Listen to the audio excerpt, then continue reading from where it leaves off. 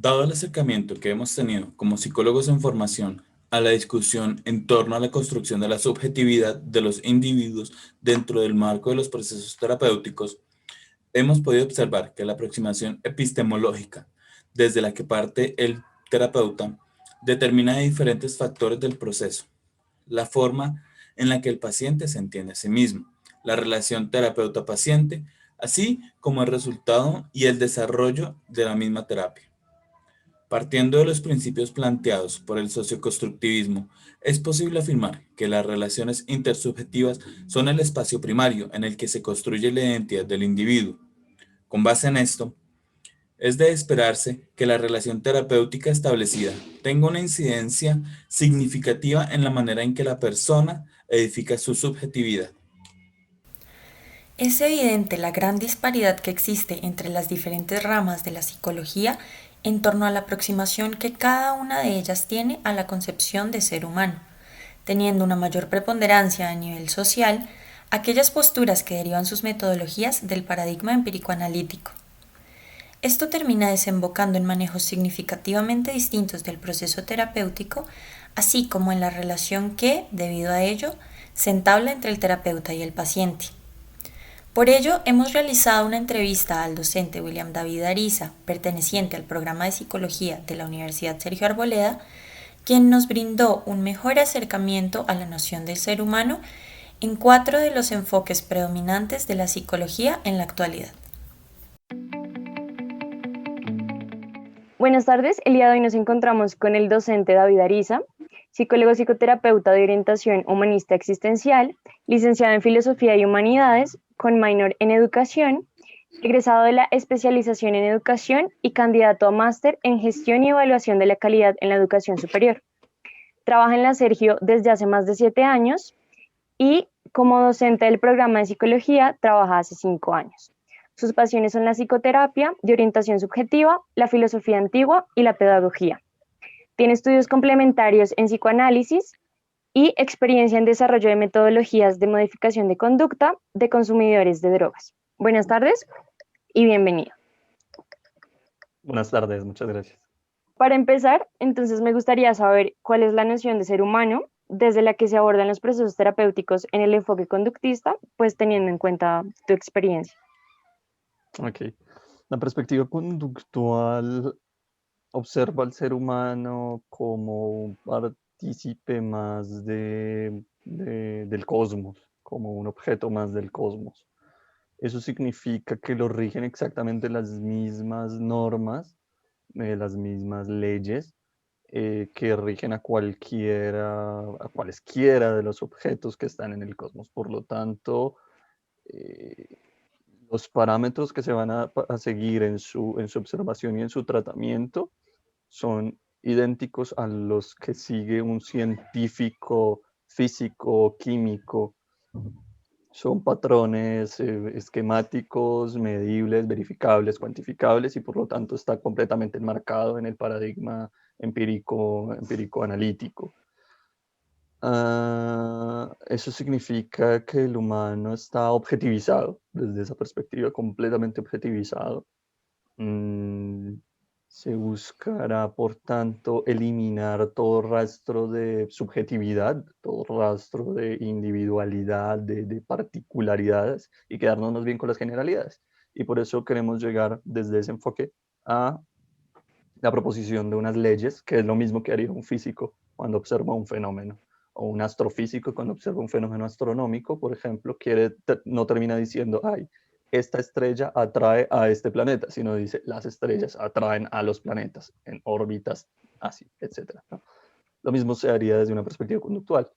Y, y por eso se establecen protocolos que son medidos, que son verificados, que son replicados, que se prueba su efectividad y por tanto son protocolos que están muy amparados por esa replicación y también por el modelo médico, porque el modelo médico copia también esa misma herencia y de hecho la retoma la psicología conductual de esa herencia del modelo médico.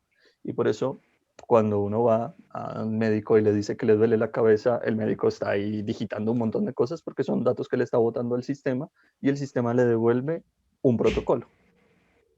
Primero tiene que mandarle este medicamento que se lo tome por tanto tiempo. Si sigue, entonces ahora toca mandarle este otro. Y si le sigue, ahora sí toca mandarlo al especialista. Y por eso uno le dice, mándame a donde un especialista. Y el señor le dice, sí, la próxima vez. Pues porque el protocolo todavía no se lo permite. Es la misma estructura. Una estructura médica que realmente viene es de las ciencias exactas, como herencia de esa visión positivista, empírico-analítica. Teniendo en cuenta pues el impacto que ha tenido este enfoque, pues es muy presente durante la carrera y dentro de nuestro proceso académico. Pues también nos gustaría saber ese otro enfoque que pues muchas veces se ha visto como el opuesto exacto del conductismo, que vendría siendo el psicoanálisis. ¿Cómo el psicoanálisis o la terapia psicoanalítica ve al sujeto? ¿Cómo interactúa con eso que podemos llamar sujeto? Claro, realmente la visión no es tan diferente como, como les gustaría ya hacerlo ver a los psicoanalistas. La visión de los psicoanalistas tardíos sí lo es, los que siguen la noción más lacaniana, porque ellos han configurado una hermenéutica en sentido estricto, una visión más interpretativa, dialógica, discursiva.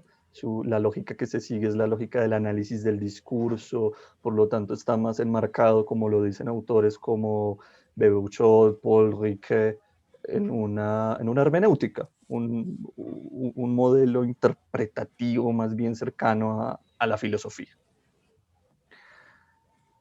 Pero la visión de ser humano en sí no es tan diferente tampoco, porque si se fijan, existe la presunción de unas leyes también, que son leyes que se llegaron a ellas por vía hermenéutica y no por vía empírica, pero también es la proposición de unas leyes.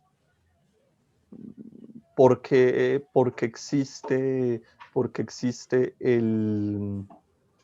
decimos que existe el complejo de Edipo. Realmente no es porque haya una evidencia empírica ahí detrás, no, pero por la lógica del discurso llegamos a ella y la damos como ley. Porque existe el lapsus, llegamos a esa lógica y la damos como ley, y así, ¿no? Entonces no es tan diferente en ese sentido. Volviendo en sí a la pregunta, en lo que se diferenciaría es más bien en esto que quiero comentar como una lógica hermenéutica o del discurso. Pero la perspectiva del ser humano sigue siendo un humano determinado por unas fuerzas, determinado por su historia, por ejemplo, que rige mucho el papel histórico en la persona y por eso hay que ir a su pasado en términos terapéuticos, hacer una, no sé, una anamnesis pero profunda, para poder ir determinando cómo fue que llegó la persona a este presente. Y fíjense que en ese sentido sí es muy esquemático. Comparte eso con el conductismo. Bueno, profe, de nuevo muchísimas gracias por tu colaboración. Y por otro lado, profe, la noción del ser humano desde el enfoque humanista y como nos has mencionado los otros, ¿en qué se diferenciaría? El enfoque humanista en ese sentido sí va a entrar aceptando la herencia filosófica desde el principio. El mismo Freud la ocultaba un poco a pesar de que es evidente. Freud, pues por su deje de médico, quería como intentarlo mostrar más bien como una visión científica. Esta perspectiva no ha sido seguida por los psicólogos humanistas en su vasta mayoría. La diferencia en la perspectiva radica en que el psicólogo humanista percibe al ser humano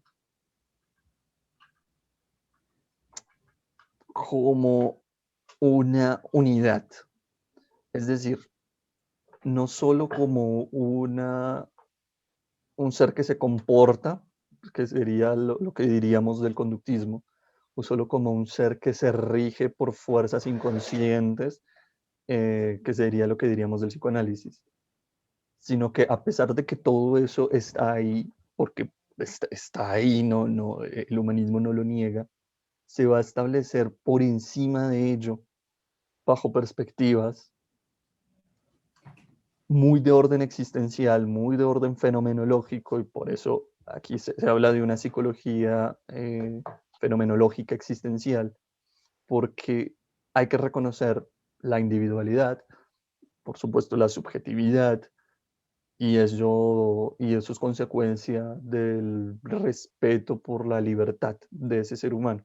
Entonces, cuando se reconoce al ser humano como libre, autónomo, sí que la capacidad de autonomía es la capacidad de establecer sus propias tendencias y autónomo, se rige a sí mismo, por lo tanto es responsable de sí mismo, por lo tanto, esto es esa palabra, por ejemplo, responsabilidad, es un punto de corte con las demás corrientes. En psicoanálisis no podemos hablar de responsabilidad, porque si el ser humano está determinado por unas fuerzas internas, muy a la manera de Benedicto de Spinoza, por ejemplo, son fuerzas, pues el ser humano no va a ser responsable de eso, tal como un ejemplo muy de Spinoza, como el río no es responsable de desbordarse. Uno no diría, ay, río malo.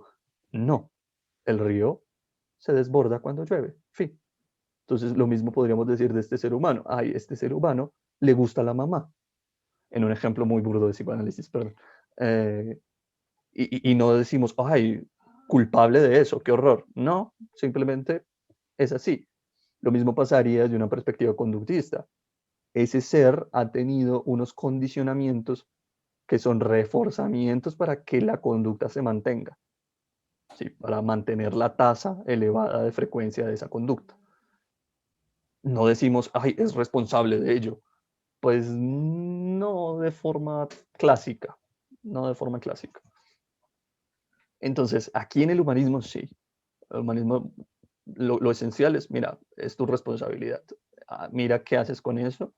Y mi papel como terapeuta será el acompañamiento, porque no será la creación de protocolos, de modelos de intervención o de una hermenéutica, como les contaba ahorita, del discurso para intentar devolverle a la persona ese hilo, como lo diría muy Lacan, la cadena de significantes para que la persona descubra su saber no sabido y este tipo de cosas. En el humanismo lo acompaña para que decida sobre su vida.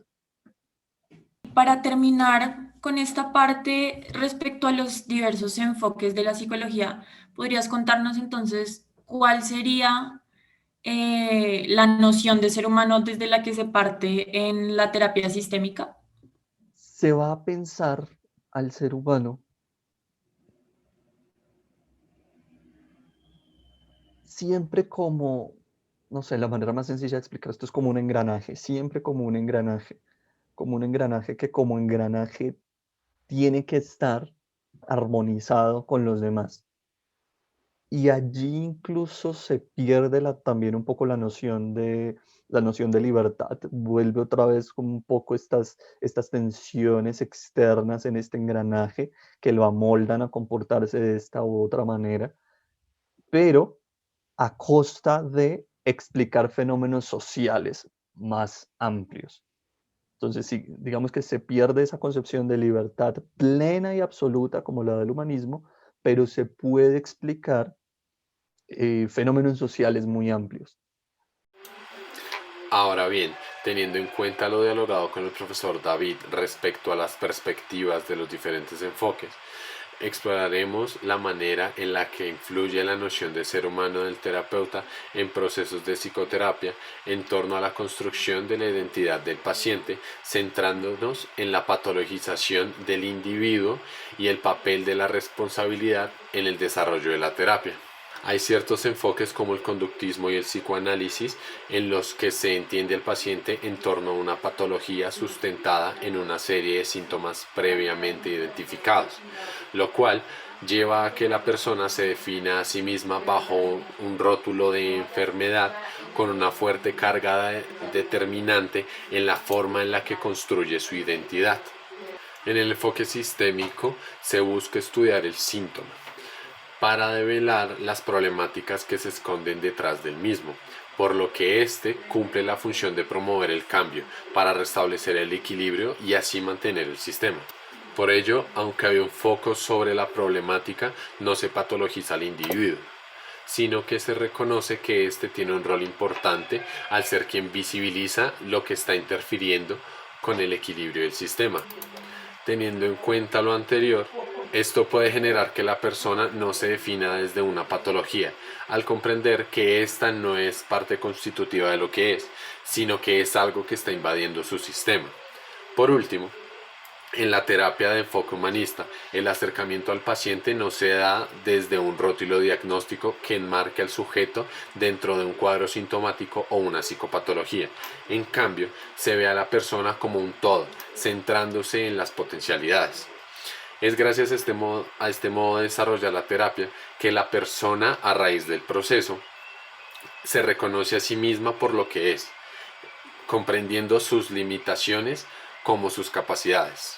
Por otro lado, en cuanto al manejo de la responsabilidad, es posible ver que en los procesos terapéuticos de enfoque cognitivo-conductual, el paciente entrega por completo la responsabilidad al terapeuta, quien a su vez pone la responsabilidad en un conjunto de saberes científicos validados, estableciendo protocolos de acción de manera impositiva, lo que lleva al paciente a tomar una posición pasiva frente a su propio proceso.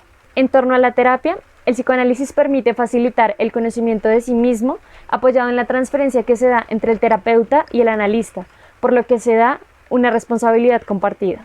Gracias a la escucha activa y a las indagaciones por parte del terapeuta, el paciente logra darse cuenta de cómo funcionan los mecanismos inconscientes que rigen sus comportamientos. Podría ser que el paciente se entienda a sí mismo como un actor mucho más activo en su vida, ya que aunque conserva la estructura psíquica que estableció en sus primeros años de vida y que lo determina en la actualidad, el paciente puede lograr un mejor manejo de sus comportamientos gracias al conocimiento y la comprensión de sí mismo adquiridos en el proceso de análisis. Por su parte, en los procesos terapéuticos de enfoque humanista, la responsabilidad del terapeuta radica en estar en el aquí y el ahora, asumiendo el encuentro y reconociendo la subjetividad de la persona para así acompañarle a identificar sus potencialidades y apreciarse a sí mismo como un ser libre, lo cual lo hace responsable tanto del proceso terapéutico como de su propia vida.